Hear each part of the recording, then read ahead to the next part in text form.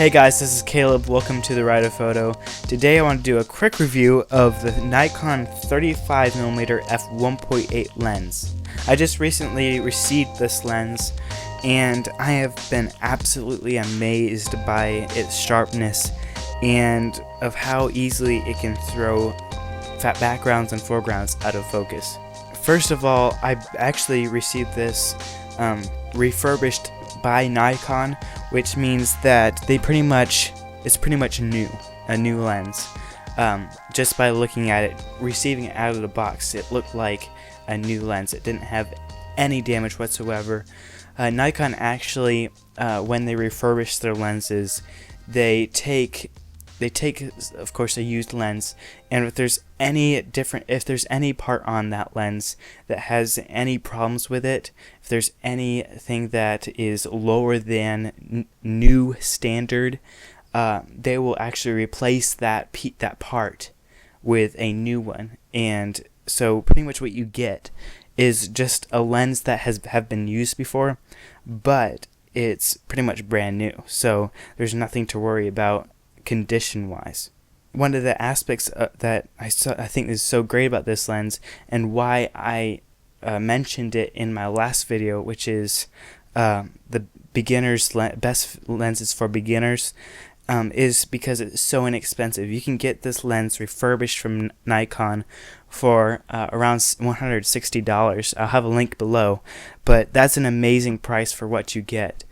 The sharpness on this lens is almost up to par with the lens that I have on my camera right now, which is the 60mm f 2.8 macro lens, which is the sharpest lens I own right now. What I like most, second of all, is that it is my fastest lens, which means it has the largest maximum aperture lens that I have. And it has such a shallow depth of field. I'll have some images showing so that you can see just what I mean, but this lens can throw like all the background and all the foreground completely out of focus, much better compared to my f2.8 lenses. And I really like that, especially for video, because in video, really, if you have a shallow depth of field and you have great lighting, to me, that's what's most important. I really want great lighting and a really shallow depth of field. So now with this lens, I can get that.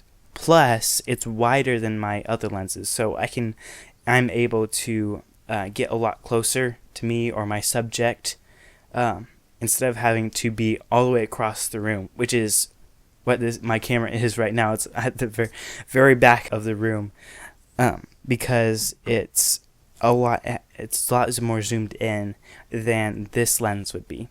So that's the aspects of this lens I really like. Now let's talk about how this lens actually works.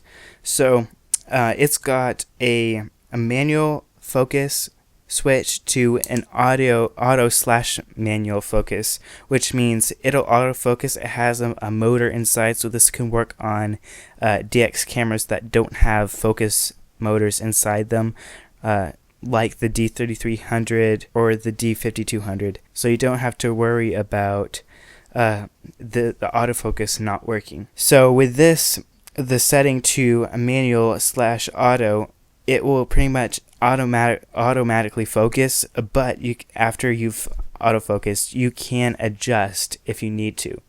I really like that. One thing I saw that was kind of confusing was that the focus ring doesn't stop completely, which is what the Nikon's older lenses used to do. They usually stop once they've reached either infinity or the closest focusing distance. This one actually just keeps on going. It slows down a little bit when you hit it, but it will keep on going if you keep turning. So that's what I just thought was a little unique compared to my other lenses. Now for some specs on this lens. This lens has a 52mm filter ring, and its closest focusing distance is 0.98 feet. It's pretty close. It's not anywhere near being a macro lens, but it's close enough to get several pretty good flower shots, as long as you don't want to get extremely close up on the flowers. Now, for those who are kind of nitpicky in lens elements, this actually has one aspherical element in it, which will just make sure that you have a crystal clear shot. So now for the conclusion of my quick review. This lens, I think, is absolutely amazing for beginners who want to have a wide angle, more of a kind of all-around lens, a lot like the 50mm, just a lot wider, so that you can get maybe more landscape type shots.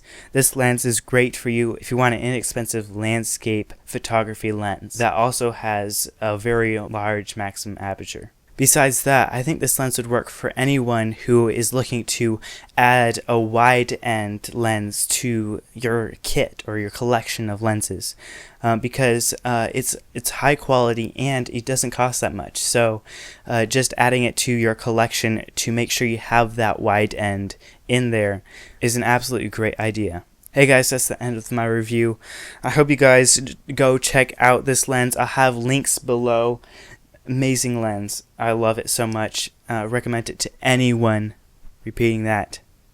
And so yeah, thank you so much for watching. Make sure you like this video. Subscribe if you haven't. Thank you guys so much for watching. I'll see you in the next video.